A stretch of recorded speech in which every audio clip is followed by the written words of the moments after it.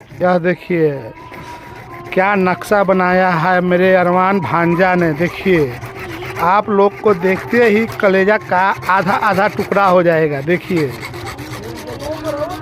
देखिए ये अरमान थोड़ा सा ऊपर ताकिएगा। हाँ देखिए इस टाइप से बनाने के लिए बहुत सोचना पड़ता है। इससे प्रेशर बरकरार रहती है नलों में।